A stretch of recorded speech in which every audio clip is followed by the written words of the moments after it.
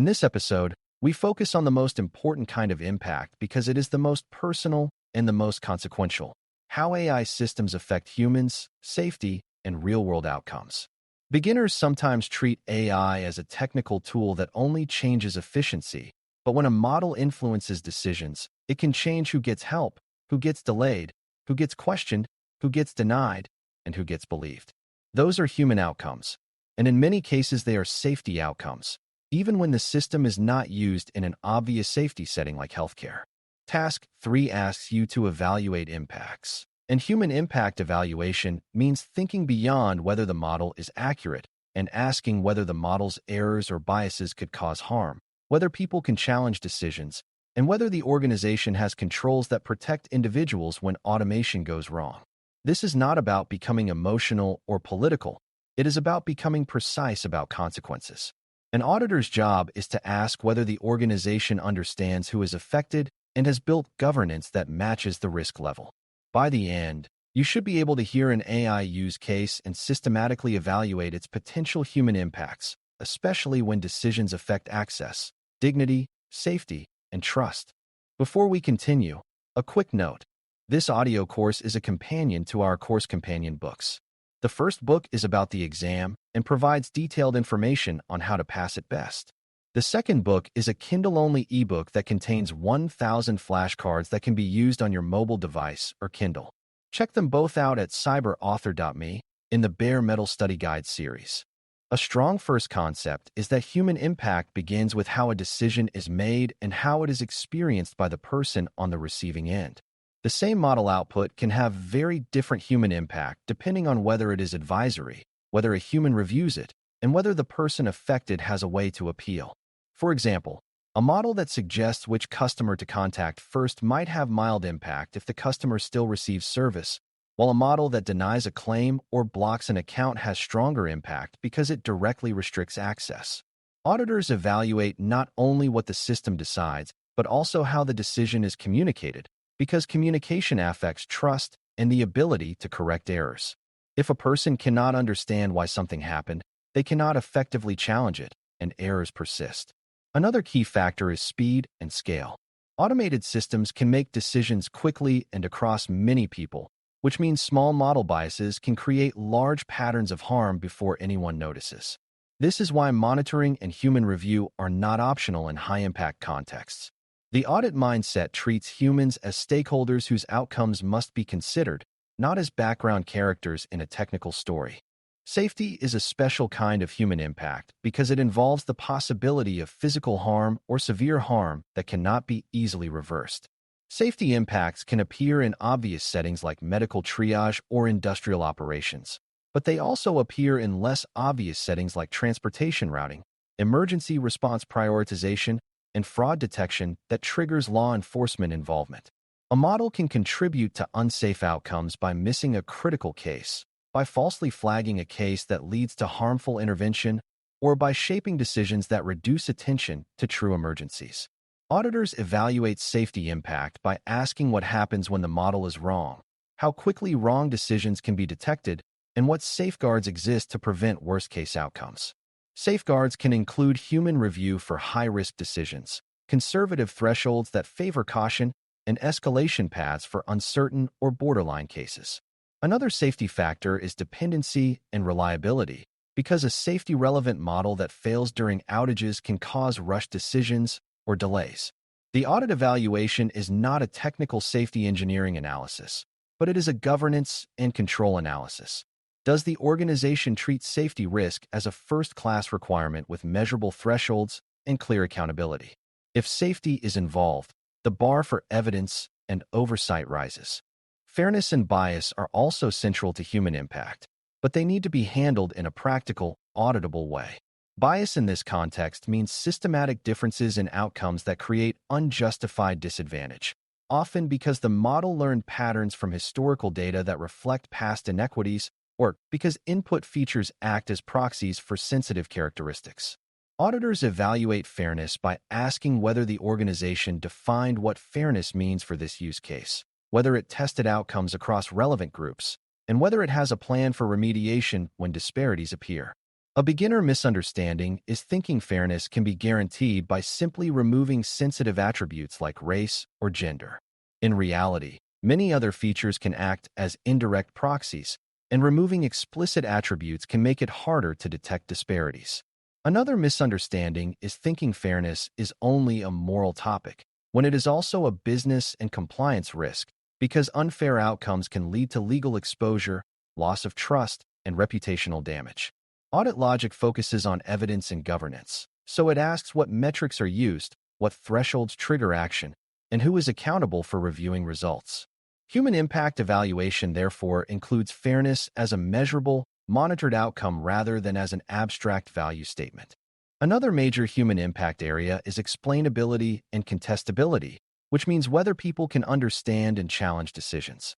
Explainability does not always mean revealing the model's internal calculations, but it does mean providing a meaningful explanation of the factors and rules that influence the decision at a level appropriate to the decision's impact.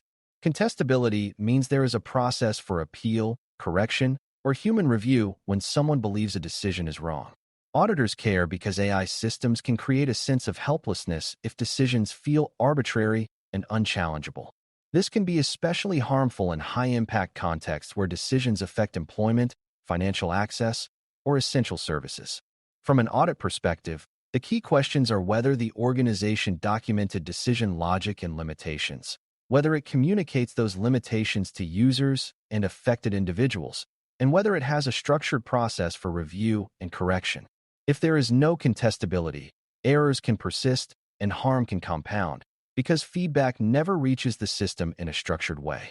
On exams, answer choices that strengthen explainability and appeal processes often reflect responsible governance, especially for high-stakes decisions. Human impact also includes privacy and dignity, because AI systems often process personal information and can infer sensitive details.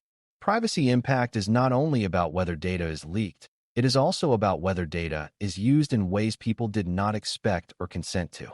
For example, a model might use behavioral patterns to infer health status or financial stress, and even if it never explicitly labels those attributes, its outputs can still influence treatment. Auditors evaluate privacy impact by asking what data is collected, why it is necessary, who can access it, and how it is protected. They also ask whether data minimization is practiced, meaning the system uses only what it needs rather than collecting everything just in case. Dignity impact appears when people are treated as scores rather than as humans, such as when automated systems deny services without explanation or route people into suspicious categories with no recourse. This matters because dignity and trust influence whether people cooperate with systems and whether they report problems. In many organizations, loss of trust becomes a business risk because it reduces engagement and increases complaints, investigations, and regulatory attention. Human impact evaluation includes these considerations because they affect both ethical responsibility and organizational resilience. Another important concept is error asymmetry, which means not all mistakes have equal consequences. A false positive might be inconvenient, like incorrectly flagging a legitimate transaction, while a false negative might be dangerous, like failing to detect a real fraud pattern that causes significant loss. In other contexts, the asymmetry flips, such as when denying a legitimate claim causes severe hardship, while approving a fraudulent claim causes financial loss to the organization. Auditors evaluate human impact by asking which type of error is more harmful and whether thresholds and controls reflect that reality. A beginner misunderstanding is assuming that maximizing accuracy is always the goal. In reality, the organization should choose thresholds and processes that minimize the most harmful mistakes, even if that means accepting more minor mistakes. This is why human review and escalation are so important, because they can act as safety nets for high-impact mistakes. Monitoring should also be designed to detect the more harmful error patterns, not just to track overall performance. When the exam asks about impact, answers that consider error asymmetry and safeguards often align with audit logic because they show awareness of real-world consequences. Let's ground this in a scenario that makes human and safety impacts obvious without requiring technical detail. Imagine an AI system used to prioritize emergency calls for a city dispatch center. The opportunity might be faster triage, but the human impact is enormous because delays can cost lives. Safety impact means the organization must be extremely cautious about errors, especially missed high-severity cases. Fairness impact is also critical because uneven prioritization across neighborhoods or demographic groups could create unjust harm. Explainability and contestability matter because dispatchers and supervisors must understand why a call was prioritized a certain way, especially during post-incident review. Auditors would ask whether the system is advisory or automatic, what confidence thresholds trigger human review, what monitoring detects drift, and what escalation occurs when unusual patterns appear. They would also ask about fallback procedures during outages and about training for dispatchers to interpret outputs responsibly. This scenario shows that the system's impact is not just a number. It is a chain of human outcomes that must be governed with strong evidence and oversight. Now consider a less obvious but still meaningful example, such as an AI system that decides which customers receive additional identity verification during account login. The opportunity might be reduced fraud, but the human impact can include frustration, unequal friction for certain users, and potential exclusion if people cannot pass verification easily. Safety may be involved indirectly if access denial affects critical services, such as healthcare portals or financial accounts.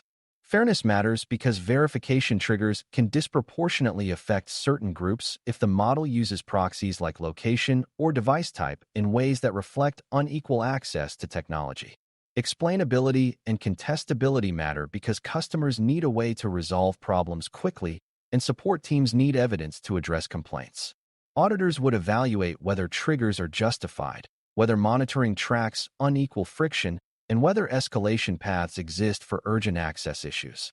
This example shows that even when a system is not labeled high stakes, it can still create human harm if governance is weak. Human impact evaluation helps prevent organizations from treating these systems as purely technical security tools. A practical audit technique for evaluating human impact is to ask a sequence of questions that covers the full decision experience. Ask who is affected and what the decision changes for them. Ask what the worst reasonable failure looks like, not the average failure. Ask whether errors can be detected quickly and corrected, and whether affected individuals can appeal or seek review. Ask how the organization will monitor outcomes for uneven patterns across groups, including whether it has defined thresholds for unacceptable disparity. Ask what documentation exists to justify the decision process, and whether the organization can explain it to stakeholders without hiding behind complexity. Finally, ask who is accountable for human impact outcomes and what authority they have to change the system. This sequence keeps the evaluation grounded in consequences and controls. It also prevents a common beginner mistake of focusing only on the model's technical performance while ignoring the decision chain that turns outputs into outcomes. Task 3 expects you to think in this consequence-driven way because impact evaluation is about what happens in the world, not what happens in a dataset. As we close, remember that evaluating AI impacts on humans, safety, and real-world outcomes means looking at how decisions affect people, how severe harm can be when the system fails, and whether governance and controls protect individuals. High-impact use cases require stronger evidence, stronger monitoring, clearer accountability, and more meaningful human review and appeal mechanisms. Fairness, explainability, and privacy are not side topics. They are central to responsible oversight because they shape trust and harm patterns at scale. Error asymmetry helps you understand why thresholds and safeguards must be designed to protect against the most damaging mistakes, not just to maximize average accuracy. Task 3 is about evaluating impacts, and human impact evaluation is where audit work becomes most consequential because it connects technology to lived outcomes. In the next episode, we will evaluate AI decision-making impact on stakeholders and the organization, broadening the lens to include organizational dynamics, governance strain, and strategic risk. For now, keep a simple habit. When you hear an AI proposal, picture a real person experiencing the decision, then ask what safeguards would be needed to keep that experience fair, safe, and correctable. Thanks for listening. For more audio courses, daily newsletters, and more, please visit BareMetalCyber.com.